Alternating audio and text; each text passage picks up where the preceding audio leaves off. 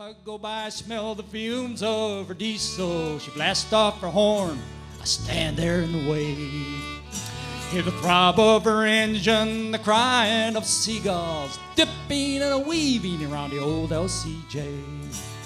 Oh, Daddy, take me back to Van Buren County, down to the channel where the Black River flows, where the air smells like fish and the bait house is awaiting with a hook and a line and a kingfishing pole. Sometimes it got foggy, the foghorn was blowing, mournful and lonely as a Rex Impson's bowl. By noon, like the fog, it was time to go, and we might have been chilly, but our buckets were full. Oh, Daddy, take me back to Van Buren County, down to the channel where the Black River flows. Dipping my toe in the sea of romance, I was barely 13, too tall and too lean. Imagine that. At the Friday night junior high dance.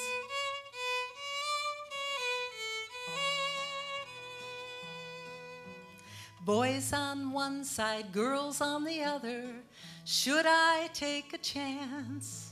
A couple of miles of ocean to cross at the bop-she-bop-she-bop, ram-a-lam-a-ding-dong, Friday night junior high dance. Try that with us. At the bop-she-bop-she-bop, ram-a-lam-a-ding-dong, Friday night junior high dance. The Black River pathway runs from Bangor to the shore, and it's there for us to paddle as it flows on evermore. By our canoes or kayaks, no matter how we go, the secrets of the stream we'll come to know. From Bangor to South Haven, we can while away our day, as serene and quiet currents gently guide us on our way. By our canoes or kayaks, no matter how we go, the secrets of the stream will come to know. In 1871, the first South Haven lighthouse was built. It was an open 30-foot wood tower.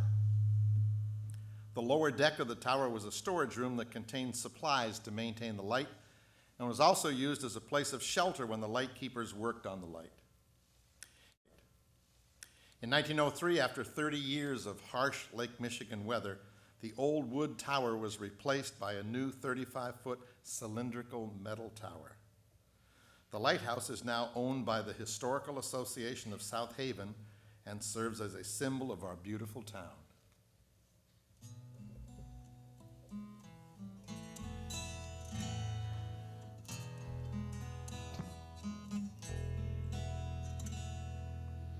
There's a lighthouse standing on the end of the pier, like a mother watching o'er her child. On days when the lake as smooth as glass, or the combers rolling wild. She watches in the day and she shines in the night. The vessels come and go. She sends out her call in the heavy fog to guide the sailor home.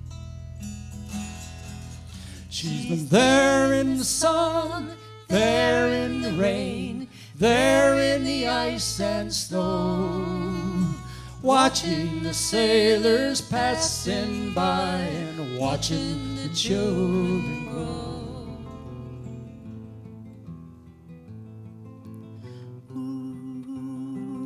March 18, 1885. At 8 p.m. I was home reading, and all at once the doors, both sides of the house opened.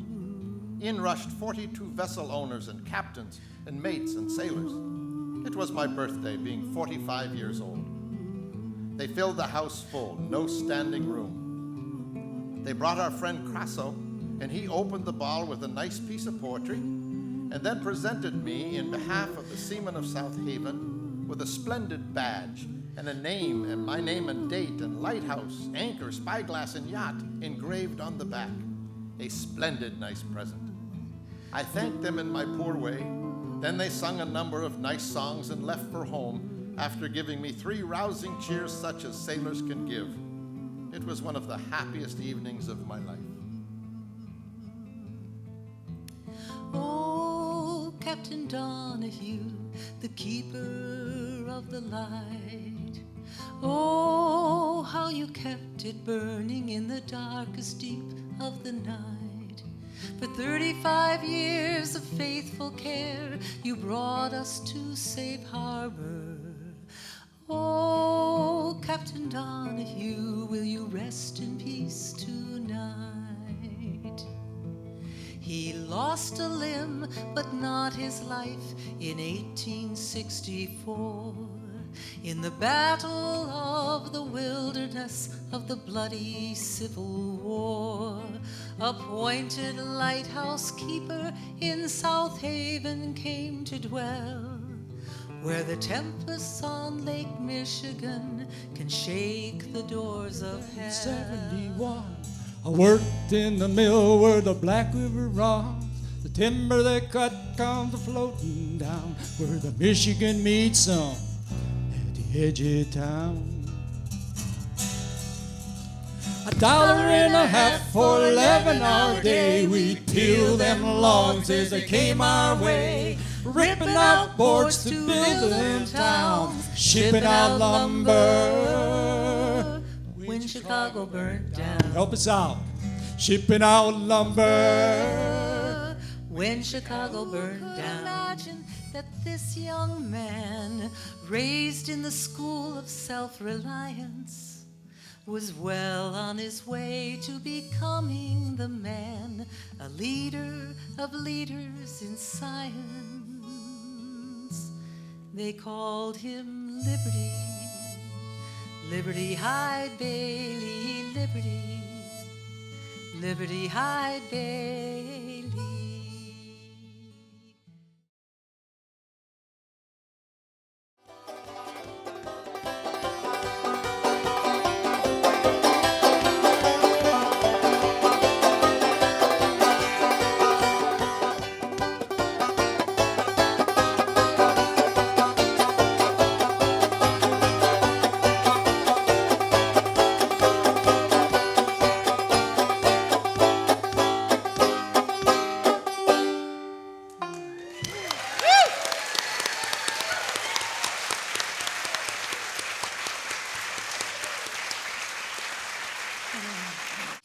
In 1926, the South Haven Chamber of Commerce commissioned the song, "I'm Going Back to Old South Haven."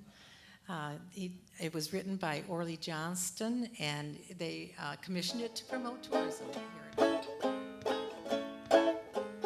I have roamed from coast to coast, I've seen the southern sea. I am not the kind to boast, but none looked good to me. I've left a better place than anyone that I have seen. It won't be long till I sing this song, now I'll tell you what I mean. Friends may come and friends may go, just like the spring and fall. You will see a lot, you know, but friendship isn't all. No matter where you chance to roam, you will come back again, and you will say it's a happy day when I take that choo-choo train. I'm going back to old South Haven, where they have the finest beach. For that place I have been saving, and I hope that they can reach, where everyone is welcome and each one understands they're in South Haven, back in Michigan. The story would also complete a long overdue assignment for Miss Kaufman, my 12th grade English teacher. Well, my twin brother Russell and I debuted in 1946 with our name in lights in Grand Rapids. I was baby A and Russell was baby B. Our father was a relief manager for Butterfield Theaters, and each day he would go to a different theater so the local manager could have a day off. Well, in 1951, he was offered a permanent position managing the Michigan and the model theaters in South Haven. Well, South Haven would become our Mayberry, our Lake Woebegone, and every other idealistic town rolled into one. Well, I've always had a fascination with bicycles, and it probably started out with my first ride in a stroller. For most of our youth, Russell and I had identical everything, even though we were far from being identical. From the twin stroller, we moved to our first tricycles, where we ruled over the 50-foot sidewalk in front of our house. When we moved to South Haven in June of 1951, we enjoyed the summer on our new two-wheelers prior to starting kindergarten at Hartman School. Dion Lemieux, Pete Swanson, Don Strock, Russell and I finished the second grade in June. Our friend and neighbor Richard Johnson was 1 year ahead of us. We all went to Hartman School. We're in the same Cub Scout den, the same Sunday school at the Congregational Church, and lived within a few blocks of each other. It was the beginning of friendships that would last a lifetime. Well, it was about this time that we moved to our house on Phoenix Road, where Walgreens now stands. Well, I was able to present this story to Miss Kaufman, my 12th grade English teacher, at a high school reunion. Of course, I still had my report card, which under teacher's comments, she had written, "Roger received a failing grade for this marking period due to poor test grades and failure to turn in an assigned short story." Well, after hearing this story, Miss Kaufman changed my F to an A++ on my report card. The ads I saw, the silliest I've read, was hung up in String Fever's door, and this is what it said. I love my banjo lately, my ukulele. I love to play it daily, it's always out of tune. I placed a bet once on a horse, I can't forget that day. I put my last $2 on the mare named Luck, she ran the other way. I love my banjo lately, my ukulele. I love to play it daily, it's always out of tune.